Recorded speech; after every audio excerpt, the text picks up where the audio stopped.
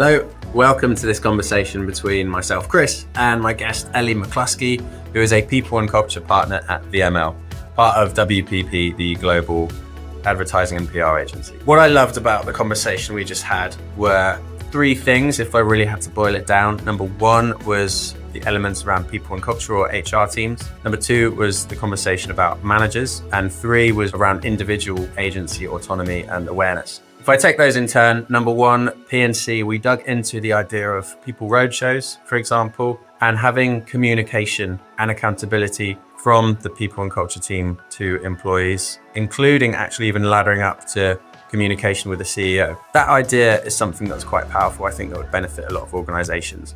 Two is around managers. So this idea that actually once we've got people responsibilities, a manager might well need to reframe and reassess where they allocate their time and, for example, account 40% of their week towards people responsibilities. But we also dug into how difficult that can be and how managers are human too. It might well be that 40% of time should go on people, but actually if you're already at 120% and then you're adding on top 40% because realistically the client deadlines still need to get hit, you find yourself in territory of being well over capacity and at risk of burnout and ultimately mental ill health and unsustainable performance. So figuring out how to kind of square that circle is something that we didn't quite crack, but we definitely had some ideas on. And then lastly and thirdly, I think the idea that threaded through the whole conversation was individual awareness. The idea that coaching or journaling or whatever else it might be is just so important because whether you're a manager, whether you're a people and culture partner, you can't pour from an empty cup. We've probably heard it 1,000 times before, the idea of an oxygen mask, but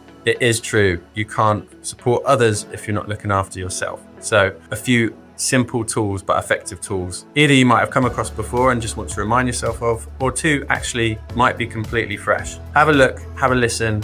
I'll let you decide what to take from it. For me, it was a fantastic conversation, so I'll leave you to enjoy it. Thanks. Ellie McCluskey, thank you so much for joining me. I wonder, to kick us off, if we could start on a slightly more personal level. Are there any moments that you've had in your career where you've struggled perhaps to balance that mental health and performance and that culture side of things for yourself? And in particular, I guess I'd be interested in any moments where you might have been a little bit closer to the survive end of the continuum, as we describe it.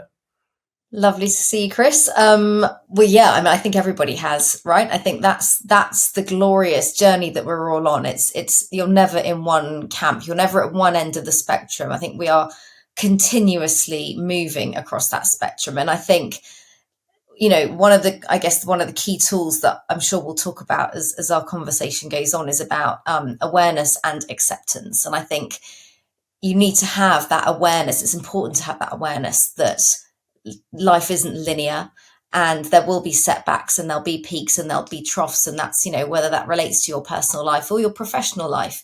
And when those moments happen, to allow them, lean into them, and accept them, because they are mostly temporary, and they, you will come out the other side having grown from that experience, from that moment. So absolutely, I've been in those moments, and I've learned along the way, the best ways to deal with those.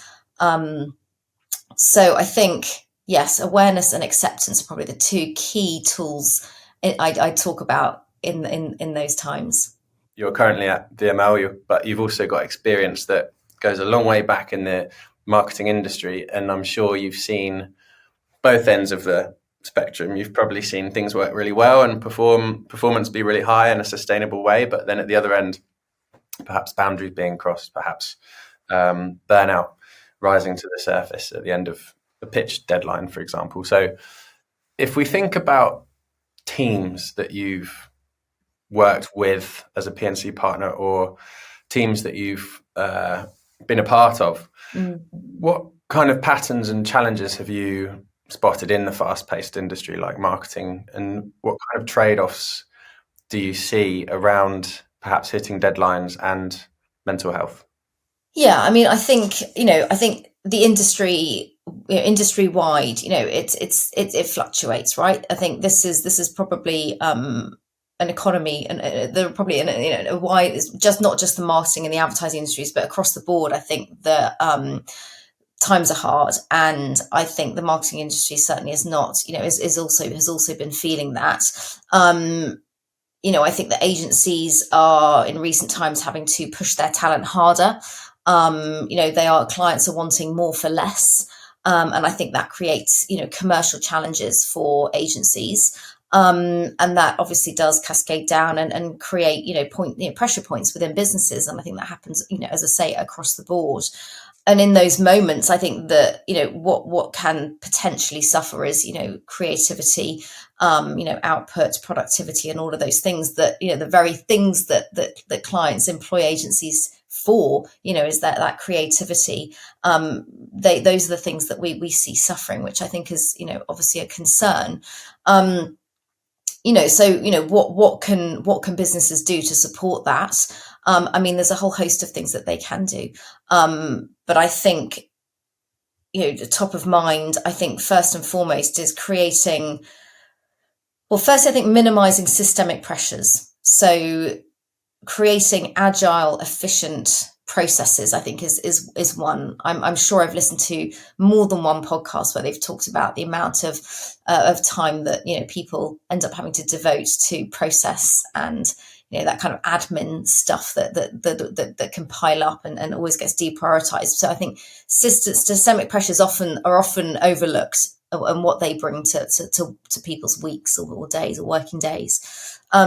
I think the other thing is to just keep a close eye and ear to what's happening within your business. So ask your people, create a dialogue, not just once a year, not just twice a year, not just once a quarter, but consistently have a dialogue, have open formats for conversation. So you know exactly what's going on within your businesses, what their demands are, what their concerns are, what the rumors are. Even just stay in touch, stay close, because that will obviously help you diagnose and react. And I think that's another key thing is making sure that you do react. So when you've got all that data, react to it, do something about it, and stay accountable to that as well. Make sure you put practices in place that make sure you're staying accountable, because then people can see that you do actually care, and what they say does actually land, and it does make a difference. Because otherwise you just end up with people thinking, well, what's the point in using my voice, because nothing ever happens. So that has to be followed up. That full cycle has to be respected. I think ensuring, and I know this is an obvious one, but having good, effective managers is critical. I think that managers are quite often promoted into position without necessarily understanding their role or the importance of their role in nurturing their teams and looking after their teams and creating that engagement point within their teams. And I think that is critical. Because that then plays into, we talk about in businesses, we talk a lot about having psychological safety, and that leads to employee engagement and having trusted networks and all the behaviors that we know lead to positive working cultures and working environments. But a lot of that needs to first exist within teams, and managers need to make sure that they are creating that, and they are breeding that within their teams. They are displaying those behaviors, and they are making, setting, I guess, a good example, and creating those safe spaces, making sure that they are seeing their employees. I listened to a podcast recently that was actually talking a lot about how the true meaning of employee engagement is that employees just want to be seen. They want to be seen, they want to be known, they want to be valued. That's how they feel valued. So having those micro conversations, understanding a little bit about them personally, asking those questions. We quite often go into meetings, we launch straight into the agenda, but that small talk at the beginning, it can go a long way to breaking down those boundaries, making people feel like it's a safe space, and essentially just seeing each other as humans, because that's fundamentally what we all are. It's simple, isn't it, when you put it like that? But wow, good. There's so much there to dive into. So if I heard you correctly, and this is a test for me listening, we started around process is the number one piece, that we finished on the manager piece, which I'd definitely like to dive into, and being human. I the second piece was really focused around dialogue and communication, wasn't it? And if you ask for opinions, then you actually do something with them. So I think perhaps we dive into each of those three a little bit further, because the piece around process I found very interesting that you started there, and it reminded me of a offsite I actually helped facilitate in Berlin a few years ago, and it was with a marketing company, and we did an exercise at the start where each team had to put a bit of a traffic light score on where they felt they were at the moment, in terms of the stress container, which is a tool I think you might well be familiar with, given you've done your MHFA. And there was a lot of conversation, and most of the teams were essentially in amber or red, but there was one team that was in green. And the reason that they said they were in green and their stress container wasn't overflowing was because they had their processes nailed down. I thought it's so fascinating that we very rarely think about process, but that's exactly where you started. So I wonder if there's anything more specific, any examples where you've seen processes either really fail or really do well. Well, that's a hard one, because nobody likes process. No one likes all the admin. It's always takes it's always the lowest priority. And listen, I've seen both. And the hardest bit of this is that when process and systems aren't working, and businesses look to change them, even that change and that transition can create a whole heap of new work as well, even though there might be a light at the end of that tunnel where it all comes good and lands. But it is difficult, and I do think that that businesses do need to maybe think a bit more strategically around this piece. Obviously, from a people perspective, from an HR perspective, I think we're possibly not necessarily always considered, in terms of our influence on those systems and the impact it's going to have on the people.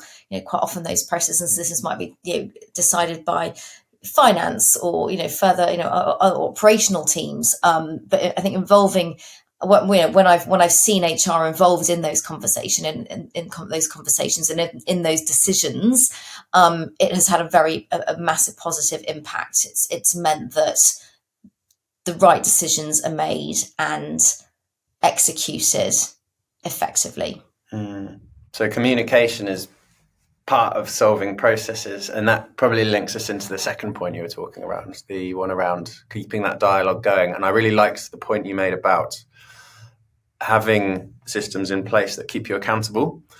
So again, and this could be from your current role or previous roles, or even talking with friends or colleagues, but are there any examples or stories that come to mind around that piece, around good communication or equally poor communication? Well, absolutely. I think, again, I've certainly witnessed both, but I think having that dialogue and having that safe space where people can put their opinions forward and see them follow up into action, I think is invaluable.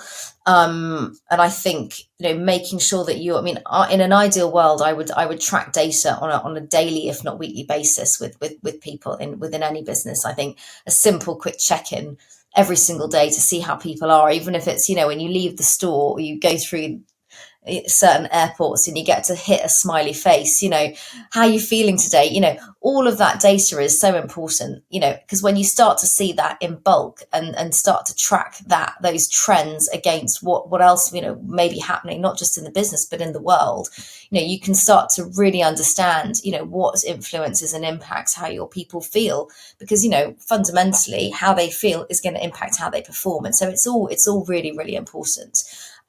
So yeah, absolutely ongoing dialogue, as frequent as it can possibly be, but with that accountability and that follow-up. And I think also, making sure that you're getting a real mixture of, quant and qual and conversations. So, there may be an anonymous survey or something that people might go in and complete, but equally trying to get people into rooms, into physically in real life, in rooms to have real life conversations around a table.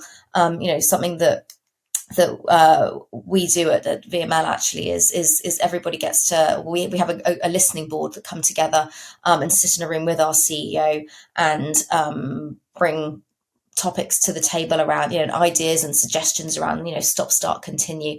And those have been really important in making sure we've got that the people are having that voice. And, we publish who's involved in those. So if anyone has something they want to take into that room, they can pass it on to one of the people that are actually involved in the conversation for that particular cycle. So, it's an open forum, and it's proved to be really effective. I can imagine. If we dig into that a little bit more, and I appreciate there's probably, we can't share examples of exactly what's said in those meetings, but I love the idea of having a channel where you can access the CEO to an extent. Yeah. And I think that's something that's often lacking, isn't it? So what then happens if there's a meeting and there's been an element of start, stop, continue, which would be quite nice to hear a bit more on, just in case people aren't familiar with it. And then you have that meeting. What happens after that in terms of communicating out? Well, we go away. We obviously consolidate all the feedback, and we work towards converting it to action, and then we report back to the business quarterly. Actually, probably monthly. We have monthly meetings and quarterly meetings. We also do people roadshows. So we're making sure we're providing updates on not only what was being discussed in the room, but what is therefore coming out of those conversations and what action is actually going to take place. So yeah, it really is it's that accountability piece. It's so important. And sometimes you think, goodness gracious me, I feel like I've been saying the same things to the same group for goodness knows how long. But it is important to just keep reminding and refreshing people the fact that we're on it. We've heard, we've listened, we've asked, we've heard, we've listened, and now we're doing something about it. Yeah, which links right back to your point before about what people want, I suppose. So yeah, what happens in a people roadshow? Out of interest. People roadshow. Well, it's simply just an update. So it's a meeting that we go in and we just give updates on what's coming in the next quarter, really. So how we're spending our budgets, against wellbeing, employee engagement activities, growth, learning and development. So it really just keeps people up to speed and makes sure there's that cadence throughout the year. People know what to sign up to, what's coming up, what to look out for, etc. So they're diarised, they're planned in advance. They're in yeah. the diary. I think it's sometimes easy to forget that managers are humans too, and there's a lot of pressure put on managers because they are human and they've already got jobs to do. And some of them have just been promoted into roles where they haven't actually had any training. There's some good research out by NABS actually, which has a bit of a deep dive in one of their latest reports on managers in particular, and found that a significant number of them weren't actually given the training and skills that they needed when they were promoted into people manager roles. So I wonder if you wanted to elaborate a little bit on that. Absolutely. I mean, the other thing I also say to managers is, you've got here because you've been great at client delivery. You've exceeded, you've excelled, you've done, maybe you've grown the business, you've expanded, the revenue. So, you've been promoted. That's great. Congratulations. But actually now, your percentage split of time now needs to evolve, and actually, you need to take a decent chunk out of your working week and devote it to simply nurturing your team. That is it, and growing your team. So, perhaps, suddenly, 40% of your time now needs to be simply spent on them as opposed to that client delivery. And it's a real shift of perspective. And I think quite often they don't really see that going into a managerial role. And that is also, why it is important to make sure that you are training your managers and you are giving them that new perspective, and understanding, how important it is to create an engaged team, with all of the things that we've already talked about, the psychological safety, the trust, treating your team as adults, all of those things, and essentially just really getting to know your team, knowing them, seeing them, understanding them, going back to the beginning when we talk about self-awareness, but again, having that awareness, knowing what their strengths are and what their weaknesses are, when they're doing a task that might be playing into their weaknesses, support them in that moment, give them a little, extra forgiveness, explain to them, I know this is hard for you, make mistakes, that's fine, let's do it together, whatever that is. It's an absolutely critical part. And I think it's something that is so easily often forgotten, or deprioritized, I should probably say. But yeah, so I think good managers is always going to be on the list. I love this shift in perspective idea, because I think the reframe around kind of your 100% of time now could include 40% on people dedicated time is great. I also am imagining a friend at the moment, and a few other people I've spoken to as well, who would be thinking, okay, well, I'm at 100% now. Actually, I'm at 120% because we've overcommitted for this client. And now I'm having to add 40%. So actually, I'm at 160% and I'm on 2 accounts and they're both coming up to a crunch period in Q4. How do I make space for this? So I wonder if you've seen, either in your current role or previous roles, that scenario, and how really digging into the thorny, tricky aspects. It's like, what do you do in that situation when it's not quite as simple as moving around percentages? And I know that's never easy, and there's no great, easy, fast, answer to that. I think in the first instance, I'd always say, don't be scared to ask for help, and speak to the operations, the resourcing team, the people team, and say, this is too much. I can't. I'm way over capacity. Because you never know, there might be a solution. There may be a solution, even if it's just for a couple of weeks, just to take the edge off. That could be there, and it could be as easy as that. I think again, once you've built up that trust within your team, and you are able to delegate, that's another big part of it is, learning as a manager that you can now pass stuff down, you can delegate down, and making sure that you've got that trust within your team to be able to do that. So I think that is also important. But again, it is hard. As I say, there is no easy answer to that. There is no easy answer. But I think the reality is, we can only operate at that 150% level for so long. That is the reality. There's no denying it. And so if it is unsustainable, and if it has gone on for too long, the only thing you can do is speak to your business. And I can assure you that business is going to rather support you than lose you in that moment. So, at some point that's the only option. It's interesting. Well, maybe we need to book up a follow-up conversation to dive into talent retention and staff turnover, but I wanted to shift gears slightly, because we've hinted at it a few times, the survive end of the continuum and the thrive end. Perhaps for me, just to share for anyone watching, the survive to thrive framework. So survive at one end, thrive at the other. Survive is characterized by high burnout, low retention, and poor performance. And then thrive at the other end of sustainable high performance, no burnout, it doesn't exist, and high retention because people want to stay and they want to turn up. I'd be very interested to hear your perspective on the industry as a whole. If we say 1 is survive and 5 is thrive, where would you place the marketing industry on that continuum at the moment? Gosh, I would say, and again, I don't think it's specific to the marketing industry. I think as a whole, from a kind of political and economic place, I think we are probably nearer the survive end at the moment. I think things are hard at the moment. I think, as I said, certainly from a client servicing perspective, we're seeing that, clients have got their own pressures, and that's being passed down to agencies. And I think, that is hard. We have to run commercially viable businesses. That's what it comes down to. Otherwise we can't be here. So, it is a very hard balance to strike. It really is. And again, I think that is why you have to look out for yourself. You have to make sure that you have got everything you need to be able to pull yourself up that spectrum to get closer to the thrive place. And as I say, businesses can lay on the support and the frameworks and the infrastructures to help people do that, but people have to lean into it. They have to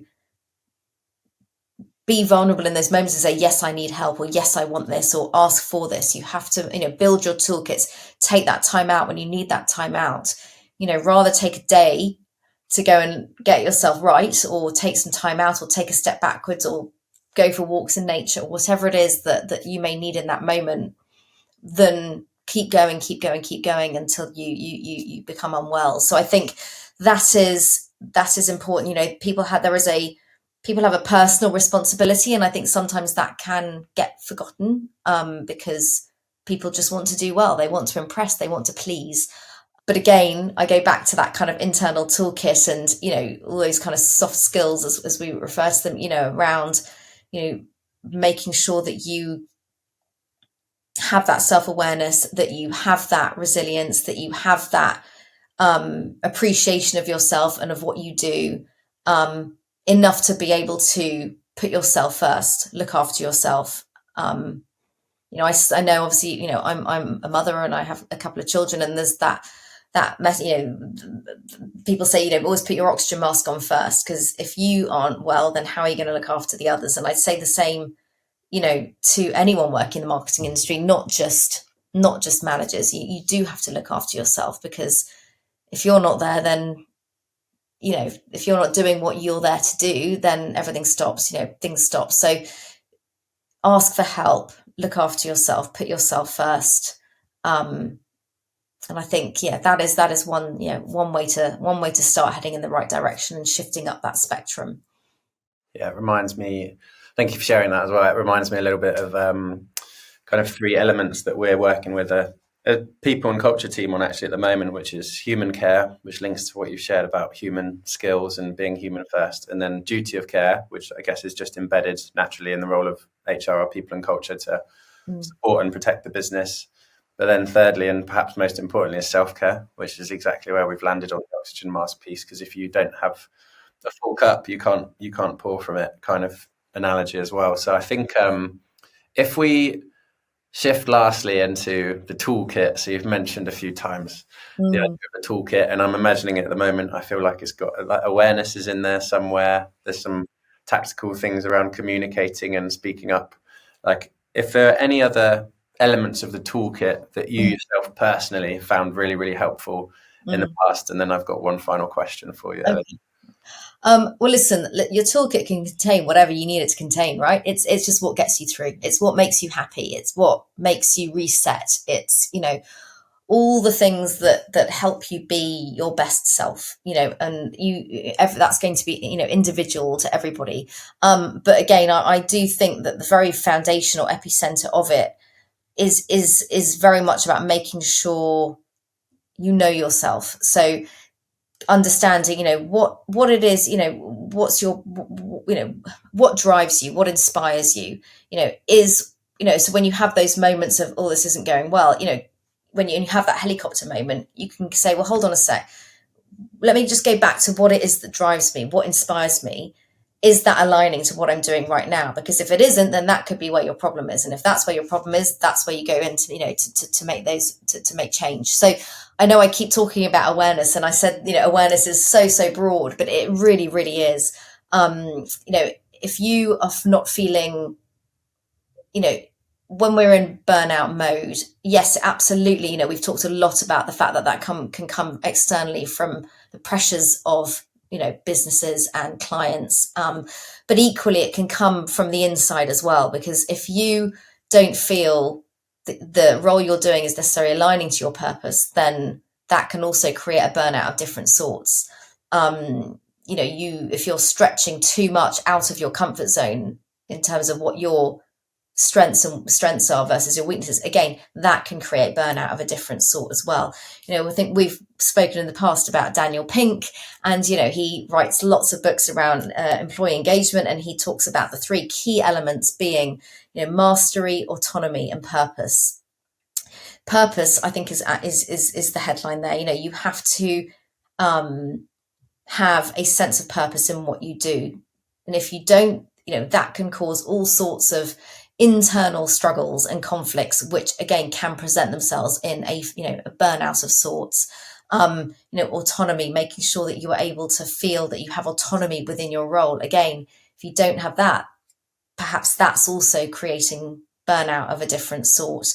And mastery, which is essentially about growth, becoming a master in what you do, having the tools to be able to do that. And if that's not at your disposal, again, perhaps that is, what is the source of those feelings of burnout. So I think, burnout can come from so many different places. And yes, the obvious one is I've just got too much work to do and I'm over capacity. But there's so many other layers to it, and I think that's, going back to where we started, with that self-awareness. That's what I talk about. That's what I really mean when I talk about self-awareness. It's huge. It's broad. And it's stuff that you could work with a coach. I do coach, I have clients, and you would work with them on that self-awareness piece for weeks, to really nail it on their values, on their purpose, on their drive, etc. So it's there's a lot of stuff there. So yeah. Thank you so much. A lot of stuff to feed off and ponder and reflect on. Final question. Go on. This could be to do with beating burnout or boosting performance or awareness or anything in between. Is there one resource or tool that you've come across that you'd like to share that's really helped in the past? I mean, for me, it's kind of mind mapping. I think when I'm feeling that things aren't aligned or going as I would want them to, I find a good mind map session is what I do. I just get everything down on paper, whether that's journaling, whether that's a spider diagram or something more visual, I don't know, but getting everything down in writing is for me my tool. I know lots of people would say having a conversation, finding someone to talk to, and obviously I really value the purpose of coaching. I think coaching is phenomenal and really valuable as well, obviously. So if you are within the in a fortunate position where you can have a conversation with somebody like that, then I think that is also a really, really valuable way to move forwards. Amazing. Thank you so much, Ellie. Really appreciate that. Some really insightful stuff in there. Have Pleasure. a good day. Thanks. And you.